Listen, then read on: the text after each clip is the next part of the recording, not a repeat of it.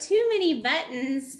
Welcome everyone. Welcome to tonight's live stream on Facebook. Tonight, this is our September, kicking off the 21-22 school year with Gregg Roberts.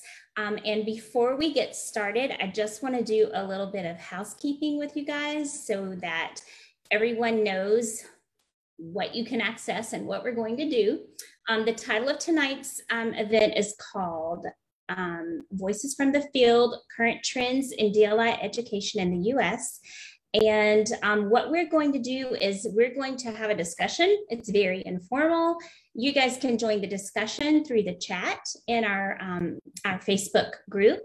We have Anna Herring, who is from Avant Assessment, who is helping us tonight. And so she'll be engaging with you through the chat, and she'll be helping to ensure that I'm able to see your questions. And so we can get your questions to Gregg, or your comments or your ideas or whatever it is that you want to share. We're also going to be doing some drawings, or yeah, it's technically some drawings, like some door prizes. So those of you who are joining us tonight, if you participate and you throw your name in the chat and you take part, we're able to see that you're there. And so we will be posting a link also for you guys so that you can maybe get a door prize. Some of the door prizes may be where you can actually take a stamp test yourself if you want to try to get a seal by literacy, or maybe some tests for you and your students in your class, or someone you know if you already have all of that. The other thing also, if you want to be able to get on our list and be informed of when we have live events, we'll also be posting a link in the chat for that as well, so that you guys can let us know that you're interested. So without further ado, hopefully we've had a little bit of time for you guys to start to join and get in there. I am going to unveil our guest for the evening. Gregg, if you will join us. Gregg, many of you watching this probably know Gregg. He's the Director for Dual Language Studies for the American Councils for International Education. I'm so excited to have you here tonight, Gregg. Well, it's great to be with you. I've never been on live on Facebook. What a scary thought. Well, there's a first for everything, and I think you'll be awesome. There is, however, a disclaimer that you would like for me to share, and so I am going to post this for you. So this is here we go. This is for you. I don't know if you would like to explain the disclaimer. Well, I just get in trouble sometimes, so these days, so I just want to let everyone know that I'm old and no longer have much of a filter. So I apologize in advance if any of my frank comments, opinions, or humor offends you, because I really don't mean to offend you. I'm just happy to be here with you, and hopefully I'll be able to share some insightful information. So let's take it away. That sounds good, and I'm not worried. People are going to join and want to listen to you, and they know you and love you, and they'll be excited to hear from you. Oh, I think it's 50-50. Infamy and fame, it's all the same. That's what somebody once said. So, you know, I just have to say, amazing to all those people out there. It's like we have had quite a ride in the epic of COVID. It's been one hell of a year and a half. And it's just now, as people start to go back to school, lots of people face-to-face. I'm still doing online. I just have to say that as bad as this COVID epic has been, I'm really pleasantly surprised as I talk to people from around the country that dual language immersion, and actually, let me give my whole disclaimer about, I say dual language and immersion, I just say dual language immersion, I say DLI. It's more the umbrella term for dual language and immersion, and it's both one-way and two-way programs. So I just want to make sure that you know I'm talking in general umbrella terms. But I have to say that dual language immersion education has actually done as well, if not better, than monolingual education in most places. And I think it's like, you know, it's because we have amazing teachers, amazing instructional support coordinators and directors. And I think that people that really care about kids, plus we have amazing learners, but it's been pleasantly surprising. I thought it was gonna be much worse than it was, but we really haven't lost many programs. Obviously, the instructional level is kind of from A to Z, depending on what part of the country you're in. But I do have to say there's a silver lining in all of this issue that we have. There has been an abundance of really tremendous online learning tools being used that once we do go back to 100% face-to-face, that we'll have at our access teachers and students. We'll have all these amazing online tools to be able to use. Could be used for remediation, acceleration, learning groups, all kinds of stuff like that. What are you seeing out there, Dawn? Are you seeing some amazing tools too? Absolutely. I have always felt like language teachers overall tend to take more risks with technology anyway, because it's our bridge to the world. When we can't take kids there, we take them there any way we can. And I think that for years, we have always had probably really out of the box thinkers in language classrooms, both in world language and immersion classrooms. And I feel like for a lot of teachers, the immersion teachers and the world language teachers happen to be the ones that embrace this technology, maybe with more of an open mind and a willingness to take a risk. And that I think will be able to then fold back into their classrooms some of the strategies they've been using in an effective way, because that's just who we are. Right. World language people and immersion people are risk takers. And so I think technology is a frontier that we've had to embark on, like it or not, in a whole different way in the last 2 years, all of us, and no matter what our capacity is. So I think it will enrich what we're seeing happening in classrooms. And also there's been resources, you know, because of stimulus money going out to education, to districts, to states and stuff, there's actually been money to create some of these online tools that we would never have had the resources to create them. Maybe the will, the necessity, we just didn't do it because we always relied on face-to-face instruction. So I think it's just it's a great silver lining. And as bad as things have been, I think we're starting to see the beginning of the end. I've noticed this fall, I've seen a lot more face-to-face professional development. There's still tons of online, but we're starting to see some face-to-face. I know one of our first big conferences, La Cosecha, in November will have a face-to-face component. Yes. I think that's promising. I think the game changer for us in dual language is going to be when those 5 to 11-year-olds get the possibility to get vaccinated, which they say could happen as soon as possibly Halloween. And that would be a wonderful treat because I think that will make us feel much safer in those classrooms. But I do think that as we come back together as a community, we have to remember the times that we have been through, because they have been quite strenuous. And can I just add a little plug in right there, because our theme this year for Avant More Learning is actually building community through language proficiency. And that's kind of the whole, I guess, the whole thought behind that is that coming out of what everyone has been through on every level, through society, through the pandemic, through everything, how we can engage and embrace and communicate with each other and build community with each other.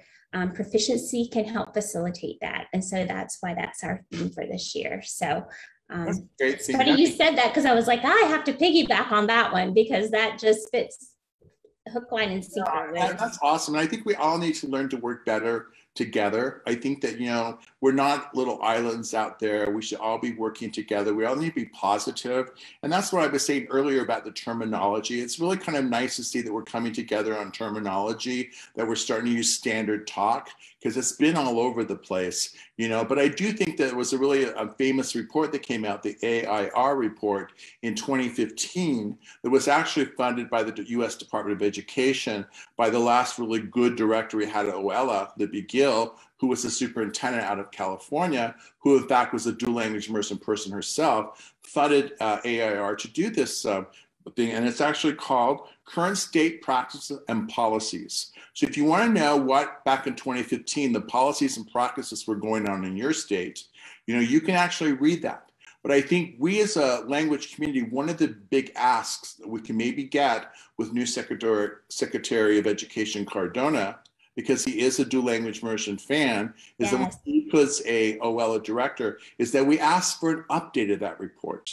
Because we know the federal government can do some things, but it really needs to be done at the state level, especially like, you know, tracking programs and students and knowing where all the bodies are buried. So I really do think we need to get that asked. And that brings up to our big project that we've been doing at American Council's Research Council.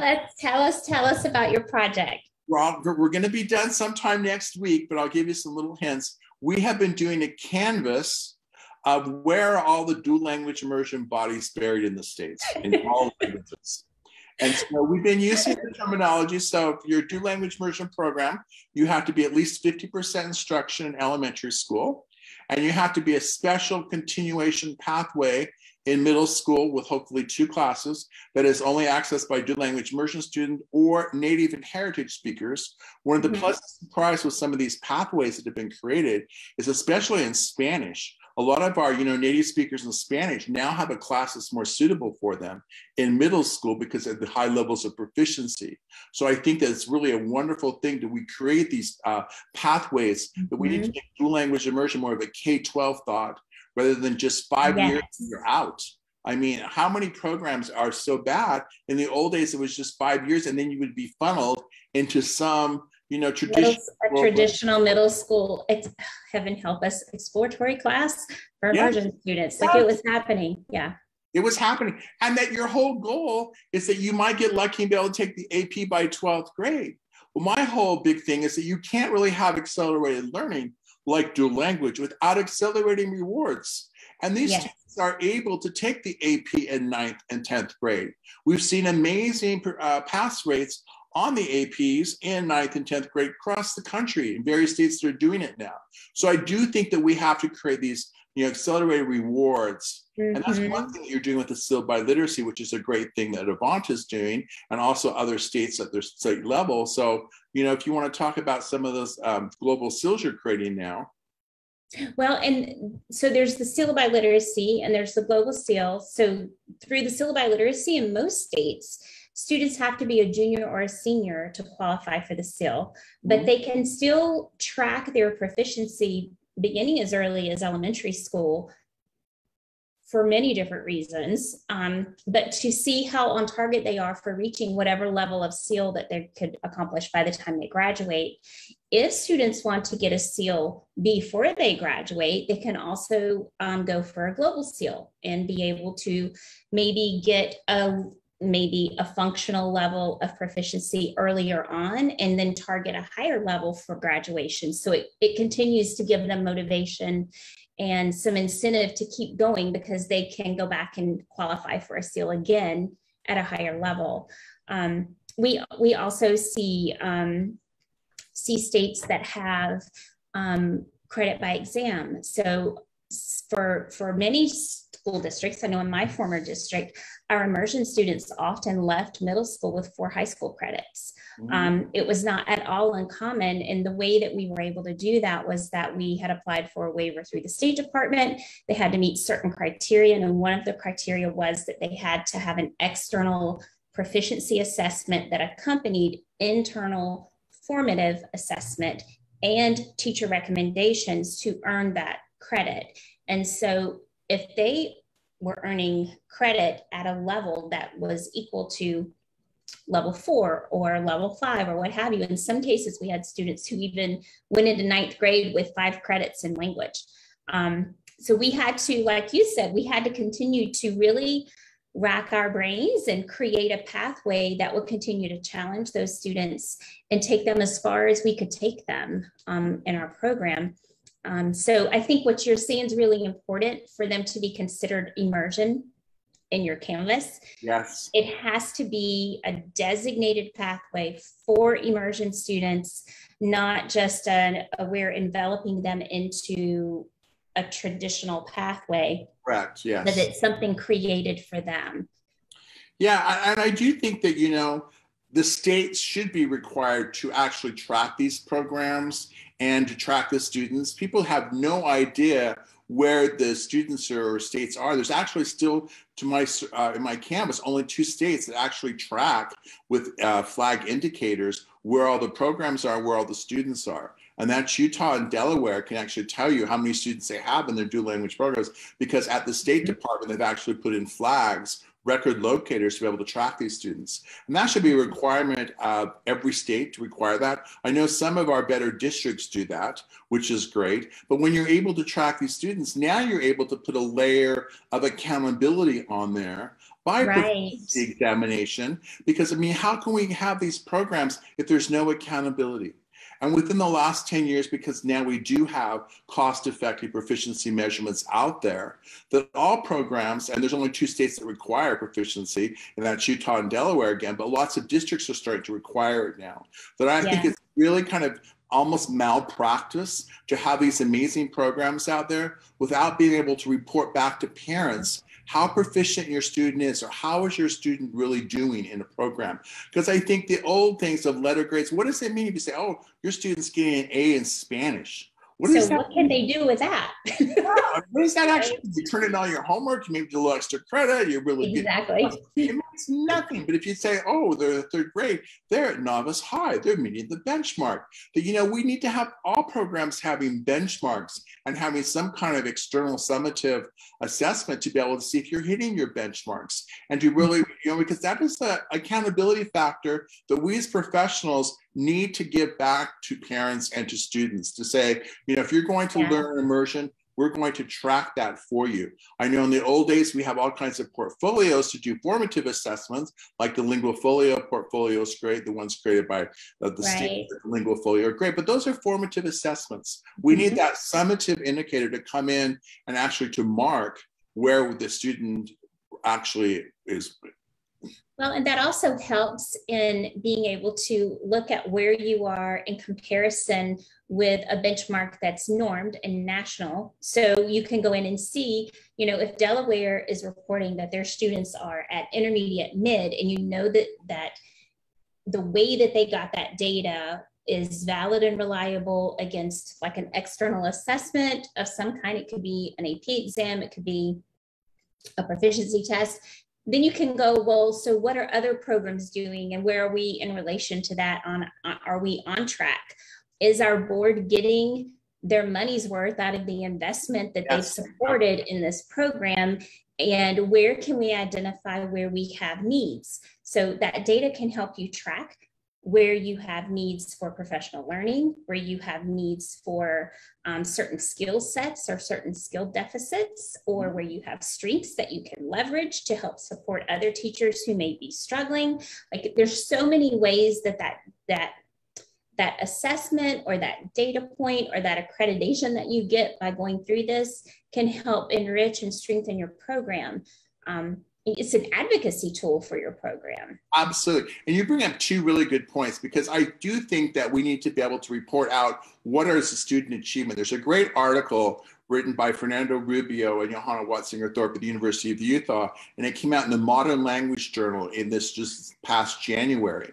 And it shows all the thousands of data coming out of Utah, what levels you can get students to. I recommend that you all read that. If you need a link to it, I can send you a link. But it's a great article, and we need much more of that research coming out of where are students, how are they performing, what programs are setting benchmarks, which one are the students meeting the benchmarks, do we need to raise them, do we need to lower them, what's happening on. But as you pointed out, it's about instruction. If teachers aren't hitting benchmarks, what's going on in that classroom? You know, if students aren't there, I mean, what means can you go in there and do some remediation to help the student get up to benchmark? There's just so many reasons why we need that data to actually go in and make a program even better. And that's what we need to be able to report back to our school boards or states that fund these programs, because here's the bottom line. We've said it over and over again, but now we have good research data out. Dual language immersion is probably less than the cost of a high school physics or chemistry book. There's the great data study coming out of Portland that shows it's right a little over $100 per student per year to fund the Portland Public Schools Dual Language Immersion Program. And that's across many languages, many different types of models, and it goes all the way back like 20 or 30 years. And Utah has done internal cost analysis by the legislature. And basically in Utah, it costs $100 per student per year to fund the whole Utah Dual Language Immersion Program. So once you get the programs up and running, yes, it costs a lot of money for startup, but once you get them up and running, they are the best value in education. I mean, we need to make the 21st century a multilingual educational system rather than to keep referring on this old traditional 20th century monolingual crap. I mean, monolingual just needs to be thrown out the door. I'm tired of monolingual people just going on and on and on that English is enough everywhere. It's not. And if we can— I need your little blinky disclaimer, disclaimer. Yes, I know. Here I go off on my high horse. I'll calm back down. But anyway, we have proven it's cost effective. So when everyone says, oh, we can't afford that, it's so expensive, I want to remind you of one thing. Utah is still, unfortunately, I think we're going to pass Idaho maybe this next coming year. But right now, Utah is 51st in per pupil spending in the entire country, which means that if Utah can afford— if Utah can do it, any union can afford it. So it's not about cost or money. It's about will and doing what's best for students. I think it's about, a lot of it is about mindset. And so much of it is also about workload. It is not an expensive program, but it is a very challenging program. It's also a very labor intensive program, but some of it is that way because people haven't supported it through resources that it could really benefit from getting. Because I think there's a lack of understanding by, dare I say it, monolingual population. And if they had a better understanding, and that could come from advocacy and data, then they might be more willing to support it and provide what's necessary. I mean, I was very blessed in my former district that we had incredible administrative support. We had incredible support from our State Department. But I work with districts from all over the country now, and a lot of principals are carrying this load on their shoulders because they see the vision, they see the benefit, they want to support the needs of their community and their program, but they don't always get that support. And it's not about the money; it's about all the other things that are so well. And that's why we need to get out there and tell our stories more, because the more you do it, the more resources you create, the more examples you have, the better it is. Because here's the dirty little secret. I'll get in trouble again for saying this, but I don't care. We in education hate change. If you were to compare us to other if we were in the business community, we'd still be on block phones because we hated change. Oh, it's good enough. It works well. We don't need to change. Or if we were in the medical community, we'd still be signing off limbs without anesthesia, like in the Civil War. Oh, it works. It still gets the job done because we hate change. But that's another silver lining from COVID, right? From the pandemic, it broke so many we things. hope big time. There was no option but to change. And so, I mean, one of the drums I've been beating this whole last year is let's take advantage of this. It broke something that has needed breaking for so long. Unfortunately, the pandemic scenarios for education did not mesh well with the format for immersion. But you and I were talking the other day, and I'd love for you to share some of the insights you have about what you're seeing actually in terms of data. You know, we worked on a task force when the pandemic first started. We were so worried so many programs were just going to get thrown to the wayside because of the challenges of teaching immersion in a pandemic setting, but you were telling me that that actually hasn't happened. So no, it hasn't. I mean, we've actually seen not that many programs actually be canceled. There's been a few, obviously, because of cost factors, or maybe the instructional quality is really lacking at the time right now because of online resources. But for the most part, we have held, and this big canvas that we'll be releasing next week by American Councils, you're going to be shocked at how many programs are still in existence in the US. It's over 3,000.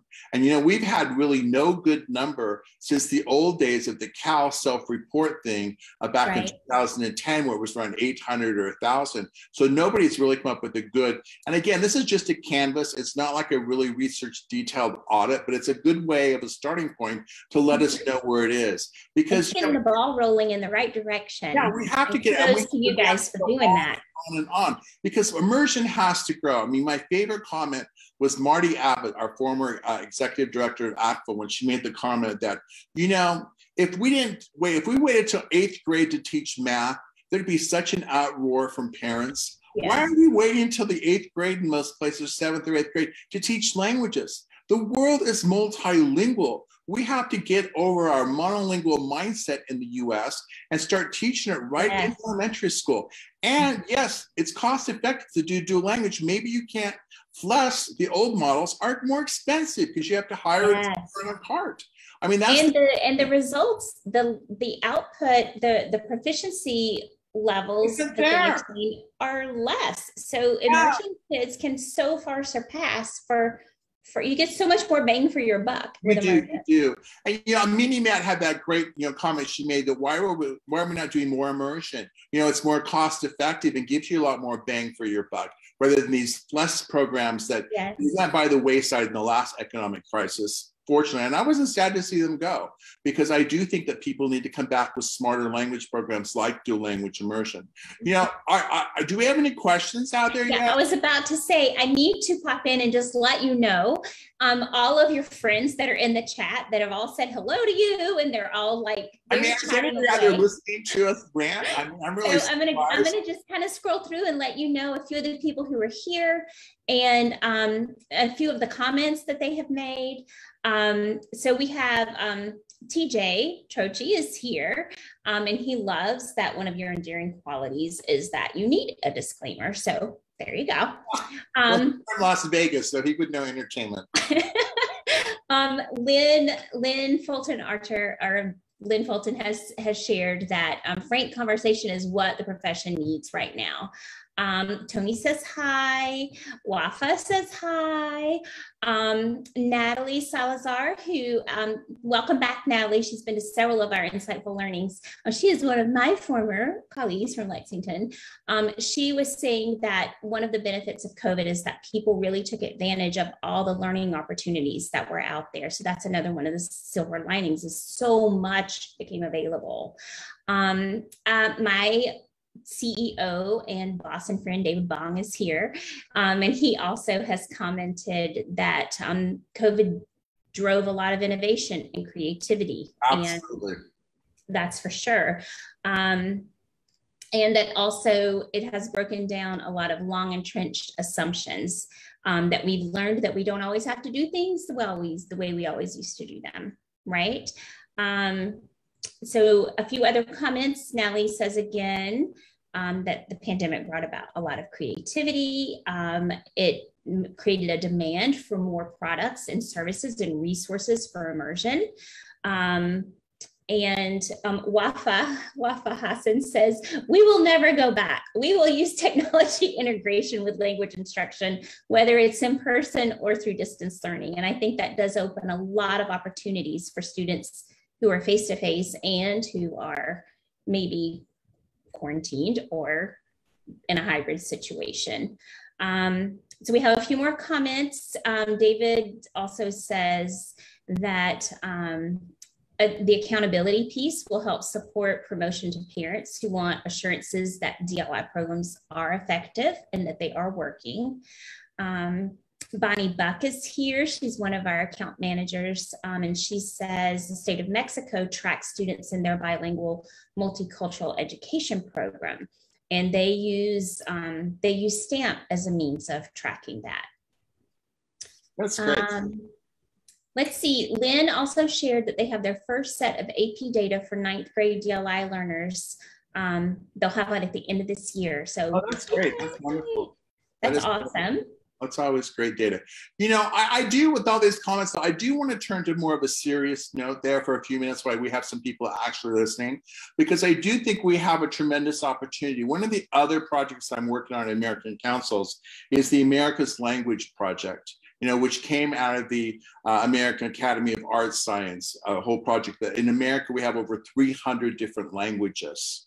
And I think that we're trying to create this platform of what we would call exemplary programs. But I think what is an exemplary program has changed. It's not the old days of this wonderful, fabulous, like elite school, that we need to get away from that. Because I think in our political climate today, we really need to look at equity, access with accountability. And when we're talking about equity, there's some great new tools out there, like Sylvia Johnson Romero, formerly of Madison Public Schools, just wrote an amazing book, and it's called Advancing Equity in Dual Language Education, A Guide for Learners. It's by Velasquez Press. I recommend you all get a copy of it. It's a wonderful read. She's doing lots of presentations. She'll be at La Cosecha. She'll be at the Salt Lake City Immersion Conference in March. It's really great to do that equity. Also, another former colleague of ours, Rhonda Broussard, who used to be a French immersion teacher down in New Orleans, but then went to St. Louis and created the most amazing academy. It had Spanish, French, and Chinese dual language immersion schools in inner city to African Americans in St. Louis. It was all about equity. Well, Rhonda's moved back to New Orleans now and created this wonderful society called Beloved. And they have created, it's an online tool. You can go check out her thing. It's called Beloved. They have an equity audit you can do. Equity audit. And it's actually been translated by immersion teachers into Spanish, French, and I think they're working on Chinese now, but they have these other languages available for this equity audit. But I think if you start talking about equity in your school, you need to start at least, what is an audit? Where are we? What are we doing? And hers is a great tool to check that out. And make the audit accessible in the languages of like, yes. So she's living and breathing what you're trying to get people to do. Absolutely. And because Rhonda is a former immersion educator, she has lots of access. And she'll actually be one of the keynotes at the Salt Lake City Immersion Conference in March. So if you hopefully can come to that, that would be great. And I do think that, you know, access needs to be defined, that we're really going after historically underserved learners. Now, of course, that means our ELs, but also means all students of color. It also means our poorer students, like in both rural and urban areas in the country. We have kids that have never had access to excellent language programs, that we really need to reach out to those underserved learners. And that's it. But again, going back to it, without accountability, what are we giving them?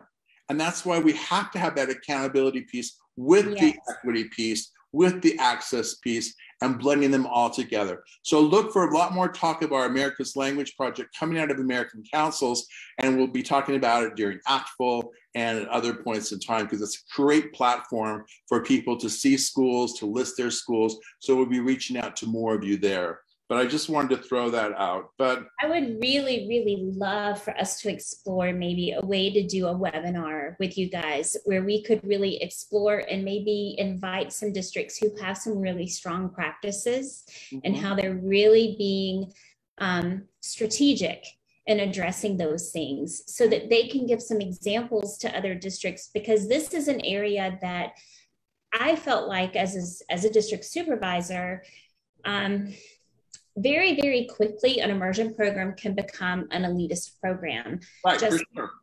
I mean, we got bashed in the old days in Utah because gentrification, because they're creating all these Chinese programs, you know, because they were bashing. But we are creating just as many two-way programs where you have the population. I think we need to be clear that people don't understand what is the difference between a one-way and a two-way. Yes. What is your population? Who are the students in your class rate? And I'm all for, we should be creating two-way programs wherever we have that student population.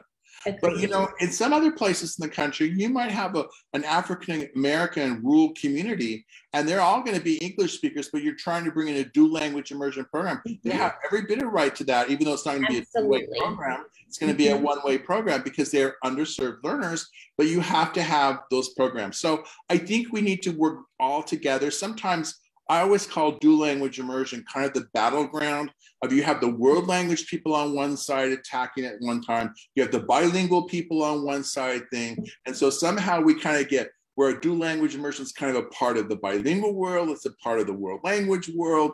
It's very kind of all over the place. It's a head-on collision of a lot of worlds that come together. It does.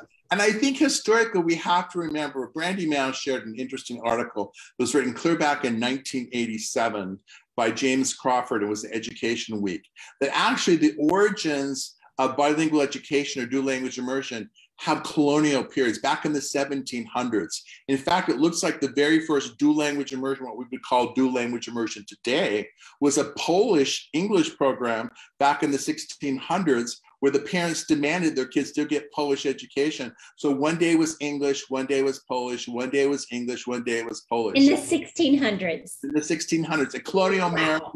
And all through colonial America, we have all these examples, especially of German, of parents wanting to make sure their kids got German. Remember, it wasn't even settled that English was going to be so-called the language of the land up until after the Revolutionary War, because there was so much anti-English resentment in the war. The German came very close to being the language spoken by the Continental Congress. But I think that we need to be much more inclusive of all these languages. It's like we always say, we have this wonderful opportunity with all these people coming to the US. Let's not make the air of Ellis Island over again. Where when people came to Ellis Island back at the turn of the 19th century, they were told that English, don't teach Italian, don't teach Irish, don't teach Slovenian. You need to stop that language and you need to teach only English. We need to not make that error again in the current way of immigration. All language is welcome and all students need to be multilingual. I have a question for you from David Bong. He says, how can we bring the bilingual educators together with the DLI educators? It is a tragedy that we're not all pulling together.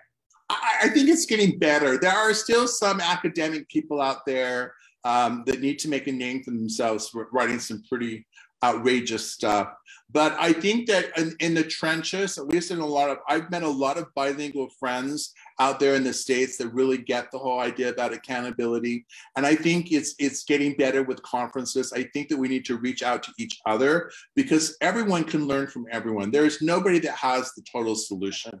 And I think that California is really coming along as a wonderful example. When they created the syllabi literacy, which was created in California, that the California immersion programs are really now seeing the advantage of proficiency. You see so many districts in California that were traditionally bilingual districts that have all these two-way Spanish programs. They have benchmarks, they have assessment, they have learning goals, they understand a lot more about language learning. So there's been a lot of good work done there. I think other states, I can give all kinds of examples there. So I think it's that we just have to keep getting together more and more and more.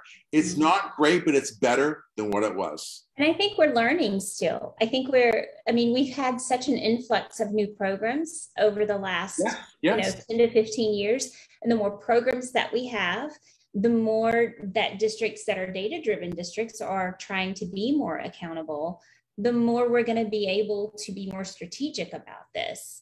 I agree with you. I do think that there is probably more engagement. I know at the DLI conference that we've had in the past, I've seen more of both various organizations and representation from those types of programs in one place learning together. And I think the more that happens, the stronger. I agree. We need to stop shooting each other in the foot because what's happened is that we were such a small little niche group here. It's like we kept saying, my program's better than yours. I have all the answers. You're doing it wrong. You're doing this wrong. Whatever is good for kids to learn language is good. And we need to stop this whole kind of gentrification words or throwing this out. I mean, the whole fact about gentrification is actually if you want to have, school inclusion, integration, what is the best way to get integration in the inner city is to create a dual language immersion program because you will bring suburban parents in to get that learning education. Now you can't bring an abundance of them because then it turns the school into gentrified school. Right. And that's the tipping point. So it's a catch-22 that when you want to start to integrate schools, you have to be able to use dual language immersion effectively as a tool correctly and not just let it run rampant. Because I have to tell you, from working in the trenches as a district supervisor and then a state supervisor, one of our biggest problems were dual language immersion parents. They created more problems for us than anything because, they wanted to boast the problem. They were really supporters, but sometimes in their exuberance to keep going on and on about the program, they would get the non-dual language immersion parents upset or think they're getting an inferior education, which they are, but you don't need to throw it in their face. But I think that we need to just all be working together and quit this whole thing that mine is better than yours. The overarching goal for all of those programs is that students leave with a proficiency in more than one language. And so how you get there may depend on what's the best scenario for that community, that culture in that community. There's not any one way to get there. That's the beauty of proficiency. Right. And I think what's really great in the last 10 years, I do see us coming together and sharing more at some of the larger conferences, like we have La Cosecha. I'm seeing a lot more people of tradition come from the world language community show up there. At the ACFL conference, I'm seeing a lot more people from the bilingual community come to ACFL.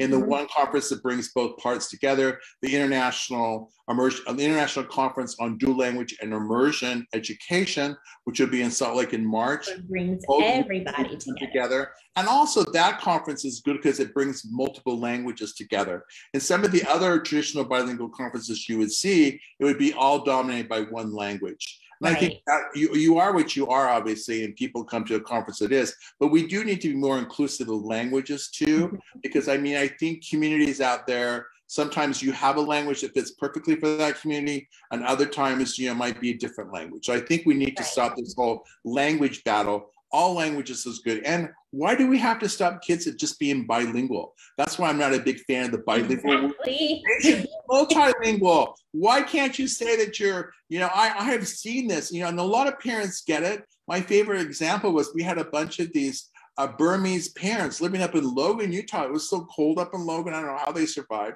but they wanted to put their kids in the Portuguese dual language immersion program.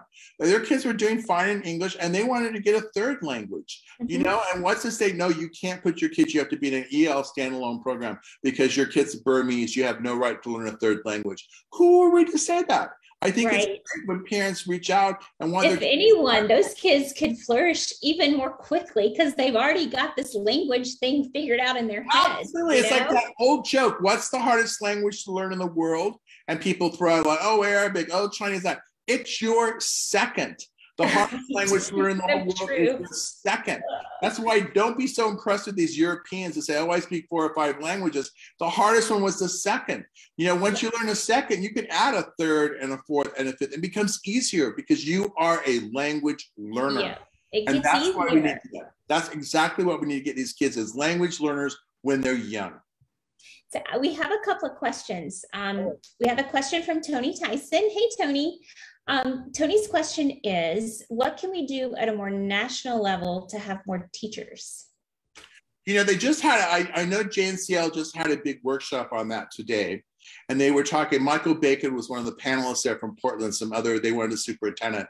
I do think that we need to have a communication with universities, which is always awkward, and their Department of Education, the need to produce more bilingual teachers. I think that the federal government level, they're going to have to produce more grants to produce bilingual educators.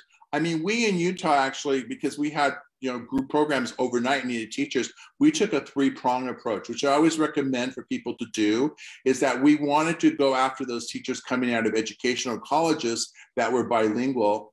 Hopefully we could grow our own by having dual language immersion students offering scholarships to go to college to be able to get them to become future educators. That's always great. Yeah.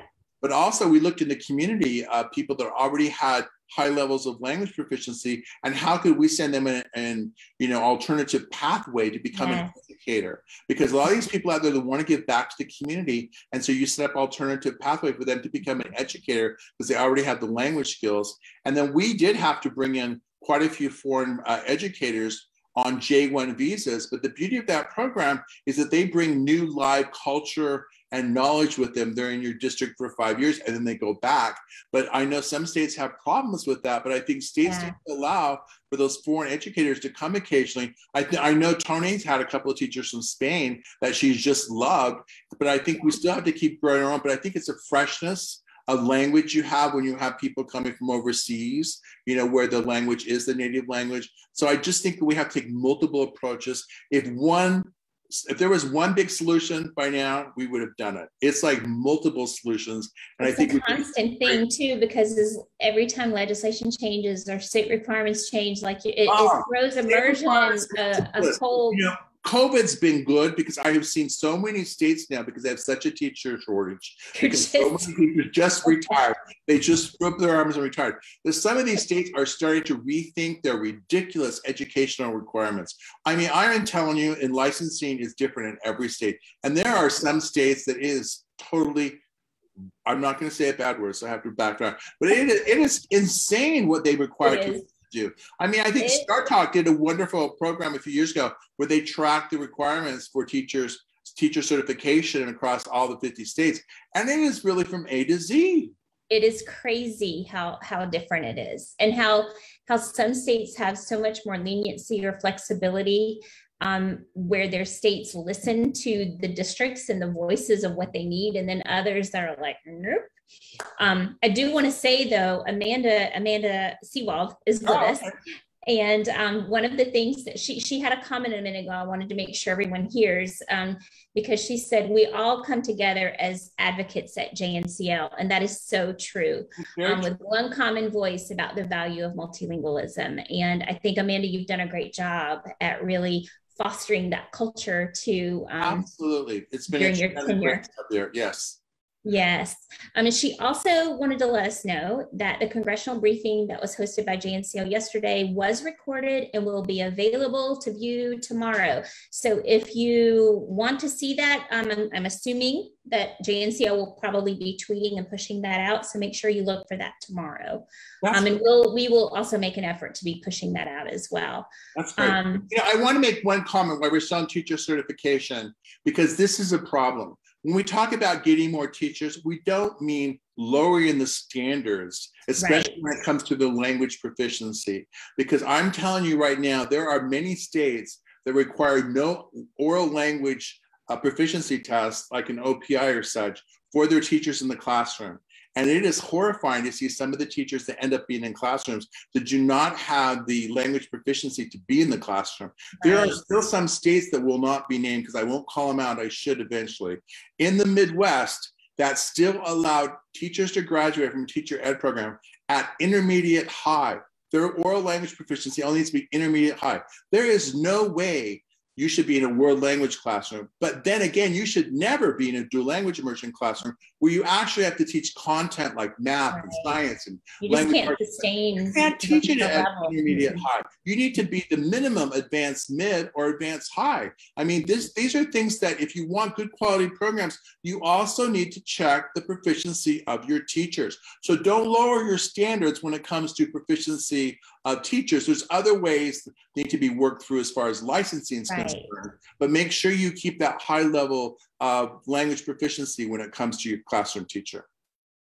I agree wholeheartedly. I know Lynn mentioned here, Delaware's high school CTE Teacher Academy pathway is connecting heritage language speaking high school students with DLI programs in their district. Awesome. That's great. So it's incredible. It's an incredible approach. These programs are not one and done. They're long term. These kids are going to be in the program, you know, hopefully a full 13 years of their lives. And so graduating and creating your own teachers to teach in these programs is a fantastic way to create a sustainable solution for this issue. Absolutely. And a lot of these kids would be first generation college in their family. Why do we not have scholarships out there waiting for them if they want to go on and be an educator?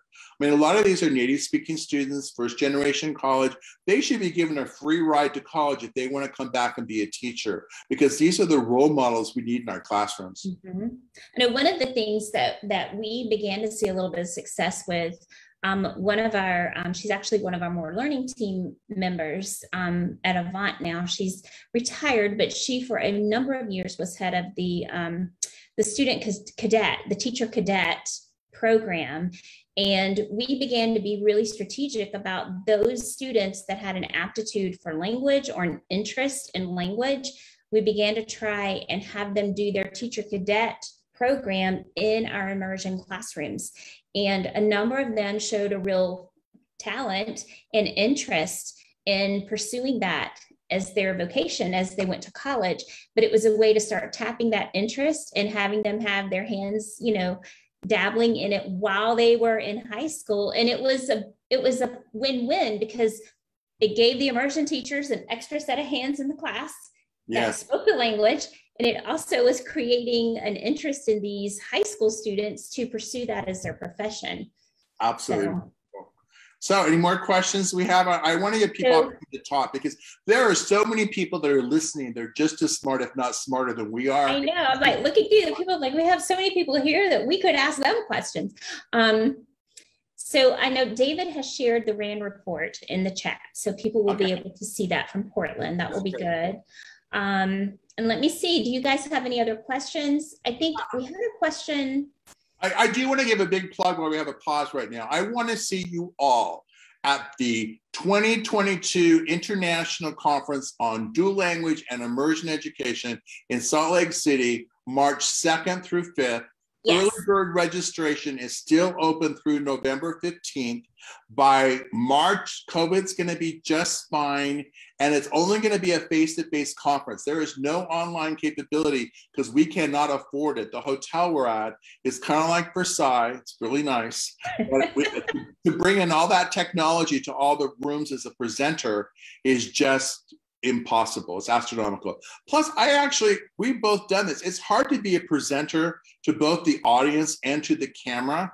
And I think the best thing about face-to-face conferences, it's not so much some of the things you get from the presentation, it's seeing the hallway conversations with your friends, or sharing a meal with your friends, or making new friends. And I think that's why our community all needs to come to Salt Lake in March. There's going to be some amazing school visits if you want to do those. But I think coming together and get re-energized, and we need to share out more. This has been a great opportunity on this. We need to share out more what's going on across the country, because sometimes people feel like they're a little island somewhere.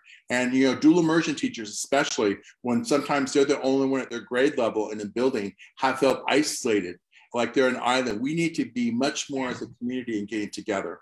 And it is one of the most enthusiastic, energy building conferences that I've ever been to. Immersion teachers are so full of energy anyway to even be able to do their jobs every day. But when they all come into one location in one place, there's a lot of synergy going on. So I agree. It's going to be fantastic. Okay, so we do have a question from a teacher. We have a question from a teacher who says, in our district, we're dealing with a huge number of students that are Spanish speakers, but parents do not want the Spanish immersion because they think they will be late in their English, like their English development. And also some teachers think so. So they're dismissing the facts that immersion represents a great transition from those that are just coming into the country. What do you think about that? That's a really hard issue. And the only thing that I've seen work in some places, and there's no, again, one solution, is you actually need advocates from the community that speak Spanish, obviously, that have had their kids in the program. They need to be advocates to the other parents. You need a model. So you need to go to your school, find an older student that came through Spanish immersion and is doing just fine in English. Bring in some parents that put their kid into Spanish immersion early, and they're so joyed by what the outcome is that we can't, that's the whole Ellis Island problem. When these people came to the country at the turn of the century, they told no more Italian, you have to learn only English. It's going to stunt your growth to learn both Italian and English at the same time. We want English only. Let's not make that mistake again. And I think it's really that teacher, she needs to reach out to her community and have the community students and parents that come from that community give the message, because it'll be much better received from community people and leaders that these parents should be, this is where you need to put your kids. Well, and I have to say, I happen to know this teacher, Natalie. I can also get with you with some ideas about who some people are to contact that would be a huge advocate for you on that in your community.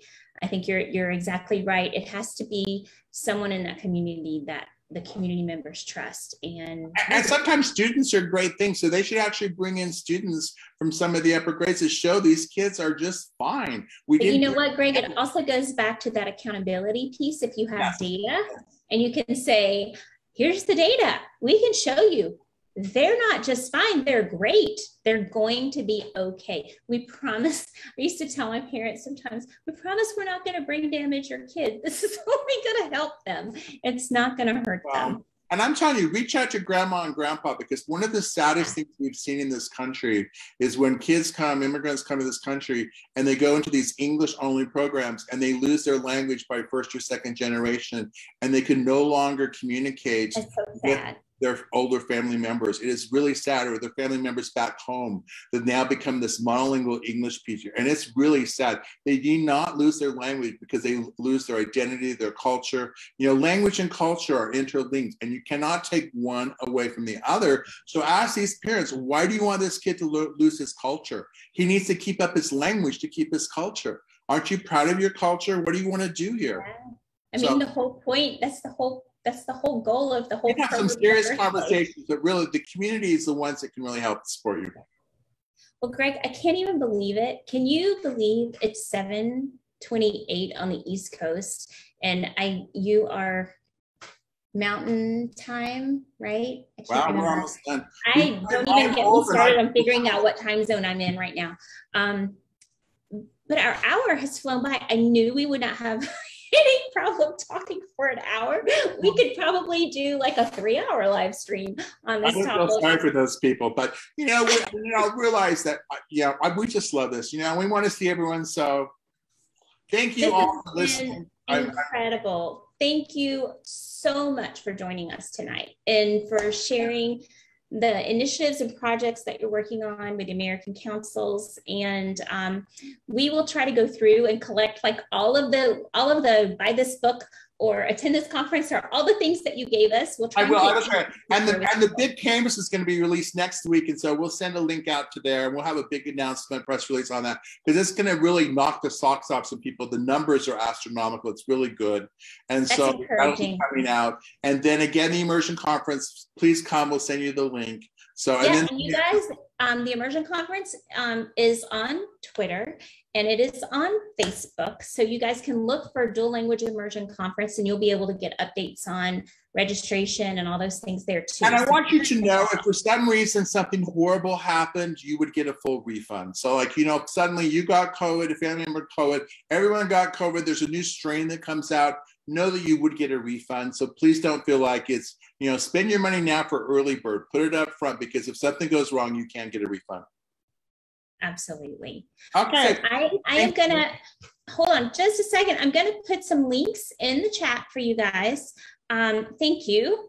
Thank you, Anna. Anna just is like reading my mind. We want to put some 5:30 and I need a cocktail. So that's my cocktail time. I'm a half hour late, so I'm going to start now. Let you go. It's 5:30 in the mountains, and I should have had my cocktail by now. So good. Thank you. Anybody, but good seeing you and good hearing from everyone. Bye. It's so good to see you. Thank you, Greg. Well, you guys, thank you for joining us. We are going to be doing some door prizes. So it's the Dual Language Immersion Conference. That's the conference that Greg was talking about, the National Dual Language Education Conference. Yeah, there you go. So I do want to just let you guys know we will do some door prizes. So if you participated tonight, we will actually, I think we just threw a link in the chat, right? Just a second ago, Anna. If you are interested in finding out more about our events that we have coming up, we do have a webinar next week with Joe Dale from Great Britain, and he is going to be sharing information about technology, tricks and resources and strategies to use in language classrooms. And so be sure to join us next week. That will be next Wednesday night at 6:30, and it is going to be live. And we'll be sharing out, thank you, they're putting the links in the chat for you guys, to make sure you check that out.